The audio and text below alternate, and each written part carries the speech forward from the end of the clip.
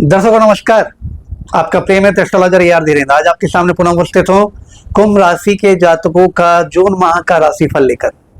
जी हाँ दोस्तों, आज हम चर्चा करेंगे 1 जून से लेकर के 30 जून पर्यंत कुंभ राशि के जातकों के जीवन में क्या मुख्य बातें होने जा रही हैं। चलिए आइए चलते हैं चार्ट में देरी न करते हुए।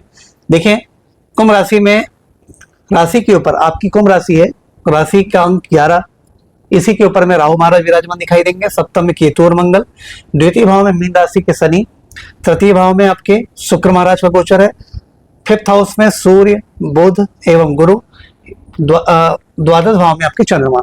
इस प्रकार से आपकी गोचरीय स्थिति दिखाई दे रही है मित्रों जून माह की। अब ये गोचरीय अवस्थाएं कुंभ राशि के जातकों के जीवन में क्या बदलाव ला सकती है। सबसे पहले तो हमें समझना होगा लग्न के राहु और सप्तम के केतु के ऊपर में, या राशि के राहु और सप्तम भाव के केतु के ऊपर में मैंने आपको पिछले कुछ वीडियोस में भी आपको जानकारी दे चुका है। तो जब भी लग्न में राहु महाराज या राशि के ऊपर राहु महाराज का गोचर होता है तो स्वास्थ्य संबंधी दिक्कतें क्रिएट कर सकते हैं। थोड़ा सा ध्यान रखेंगे इस बात का। स्वास्थ्य संबंधी दिक्कतों के लिए जिम्मेदार होते हैं, मानसिक तनाव के लिए और मानसिक अस्थिरता, unstability, mentally unstability, mood swings, पल में तोला पल में मासा की स्थिति आपकी हमेशा बनी रह सकती है जून माह के दौरान। और जून माह के दौरान क्या, ये तो भी 18 माह का कंटिन्यू गोचर आपके ऊपर चलने वाला है। तो स्वास्थ्य संबंधी दिक्कतों के लिए, मानसिक तनाव के लिए आपको सावधान रहने की आवश्यकता है। लेकिन भौतिक जगत की सारी सफलताएं, चाहे धन प्राप्ति की हो, चाहे ऊंचाइयों को प्राप्त करने की हो, चाहे इच्छाओं को पूर्ति करने की हो, तो राहु महाराज यहाँ पे बहुत अच्छा फल आपको देंगे। क्यों? क्योंकि लग्न के राहु राशि के ऊपर में जो पहले भाव में राहु हैं, ये राज्यों क्रिएट करते हैं, व्यक्ति को तिकड़मी बुद्धि का बना देते हैं, चाणक्य नीति से प्रवीण बना देते हैं। जो काम लोग सीधे ढंग से नहीं कर पाते, यही काम ऐसी राशि के समय में, ऐसे गोचर के समय में जातक बहुत ही मेधावी बौद्धिक क्षमताओं से, ब्रिलियंट माइंड होकर के, प्रेजेंस ऑफ माइंड से युक्त होकर के अपने कार्यों को लक्ष्य तक पहुंचा देते हैं। तो सफलता के दृष्टिकोण से बहुत अच्छा है राहु महाराज का यहाँ पे फल, परंतु स्वास्थ्य के दृष्टिकोण से और मानसिक तनाव की स्थिति के तौर पे राहु महाराज का गोचर ठीक नहीं है। द्वितीय भाव में शनि महाराज की दिखाई दे रहे हैं पत्रिका के। द्वितीय भाव में मीन राशि है, मीन राशि में तो गुरुदेव महाराज की राशि है, और शनि महाराज इस पत्रिका में राशि अधिपत्य रखते हैं मकर और कुंभ का। मकर आपके द्वादश भाव के स्वामी है और कुंभ आपके स्वराशि के है। तो स्वराशि के स्वामी होकर के धन भाव में और द्वादश भाव के स्वामी होकर के भी धन स्थान में, तो 50-50% फल मिलेगा मित्रों। मतलब ये जो शनि है आपको शुरुआती तौर पे, मतलब 2.5 साल का इनका गोचर रहता है, शुरुआत के 1.25 साल में सेविंग्स करने नहीं देंगे, लेकिन आखिरी के जो 2.5 साल जो जाएंगे इसमें आप खूब धन बटोरेंगे, खूब अच्छा पैसा कमाएंगे, खूब अच्छा बैंक बैलेंस बना लेंगे, कीमती जवाहरात आभूषण भी अच्छे बना लेंगे, पैतृक प्रॉपर्टी मिलने का योग बन जाएगा, वाणी में न्यायिक ढंग रहेगा, आप न्यायोचित विषयों पर ज्यादा चर्चा करेंगे और न्यायिक बातों से आपका प्रभाव क्षेत्र, आपका वर्चस्व बनेगा। परिवार में रुतबा और इज्जत भी आपकी शनि महाराज बढ़ाएंगे। आपके व्यवहार, व्यक्तित्व और चरित्र के माध्यम से चरित्र को सुंदर बनाते हैं शनि महाराज। आपके द्वितीय भाव में व्यक्तित्व को सुंदर बनाते हैं, भाषा के प्रभाव को सुंदर बनाते हैं, गरिमामय और न्यायोचित विषयों के आधार पे आपकी इज्जत और प्रतिष्ठा यहाँ पे बढ़ती देखी जाती है। तो शनि महाराज यहाँ पे जब मकर राशि का फल देंगे 1.25 वर्ष, तो धन संचय नहीं हो पाएगा शुरुआती 1.25 वर्ष, और अंतिम के 1.25 वर्ष में जब वो राशि का फल देंगे तो चूंकि राशि अधिपति यानी लग्न के स्वामी या राशि के स्वामी अपने से एक घर आगे धन भाव में जाए, धन की वृद्धि करने का योग बना देते हैं। तो धन संपत्ति प्रॉपर्टी में वृद्धि का योग बन जाएगा।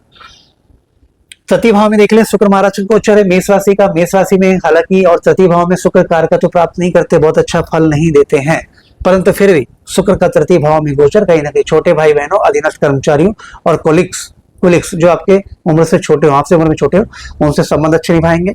मीडिया जगत के लोग, कम्युनिकेशन स्किल्स, मीडिया जगत के लोगों का पद प्रमोशन का अच्छा योग बन सकता है।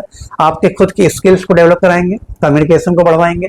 कुछ आपके अगर वैसे व्यापार हो जो विदेश से जुड़े हुए गतिविधियों से हो, उनको भी पूरा करवाएंगे। डेयरिंग, साहस, पराक्रम में थोड़ा सा नीति के अतिरिक्त कूटनीति का भी आप समावेश करेंगे और सफलता को प्राप्त करेंगे। अगले ग्रहों की स्थिति की बात कर लेते हैं। सूर्य बुध गुरु आपके पत्रिका के पंचम भाव में एक साथ दिखाई दे रहे हैं। पंचम भाव में मिथुन राशि, और मिथुन राशि यहाँ पे कारकत्व वाली है, और मिथुन राशि के बुध भी आपकी कुंडली में कारकत्व प्राप्त कर लेते हैं, कारक प्लेनेट कहलाते हैं। तो कारकत्व के भाव में वो स्वराशि के हैं, तो कहीं ना कहीं बुद्धि विवेक के लिए बहुत अच्छा है, शैक्षिक पक्ष के लिए बहुत अच्छा है।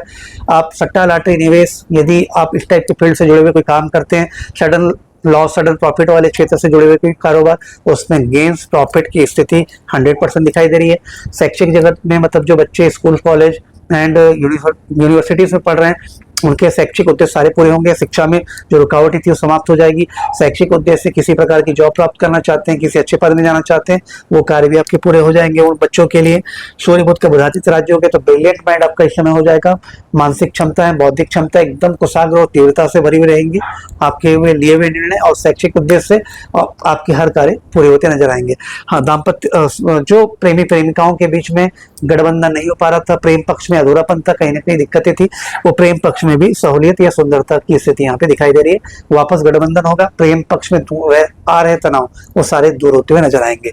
और यहाँ से गुरु महाराज की जो सप्तम दृष्टि आपके लाभ भाव में, तो नाना प्रकार के लाभ के सोर्सेज गुरु महाराज क्रिएट करेंगे। आपके उच्चस्थ अधिकारियों से, उच्चस्थ उम्र के संगी भाई बहनों और मित्रों से आपके संबंध अच्छे बनेंगे और उनसे लाभ के रास्ते भी प्रशस्त होते चलाएंगे, प्रगति के रास्ते बनेंगे। सारी इच्छाएं आशाएं भी इस समय में पूरी हो सकती हैं। क्यों?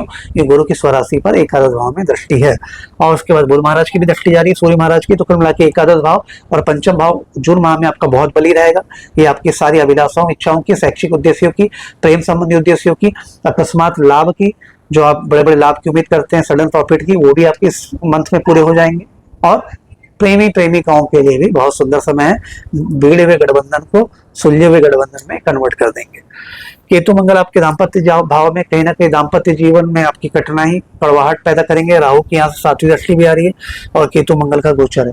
कहीं ना कहीं पत्नी के स्वास्थ्य के सावधान रहे। आपके स्वास्थ्य तो पहले ही तौर पे मैंने बता दिया कि सावधान रहना ही, लेकिन दाम्पत्य जीवन में आपकी पत्नी, अगर आप पति हैं तो आपकी पत्नी, पत्नी है तो आपके पति, उनके भी स्वास्थ्य की स्थिति यहाँ पे खराब हो सकती है।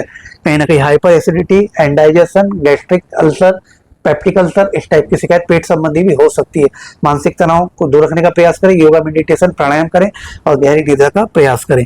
आर्थिक लेन देन में सावधानी बरतें। साझेदारी पार्टनरशिप में भी कहीं ना कहीं मनमुटाव की स्थिति हो सकती है।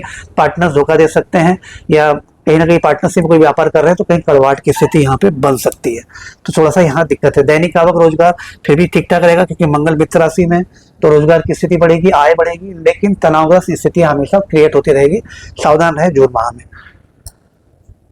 चंद्रमा गोचर के बारे में 2.25 दिन मित्रों, हर 2.25 दिन से 2.5 दिन में चंद्रमा महाराज राशि परिवर्तित कर जाते हैं, तो इनका तत्कालिक प्रभाव रहता है लेकिन बहुत लॉन्ग टर्म के लिए प्रभाव इनका नहीं आता है।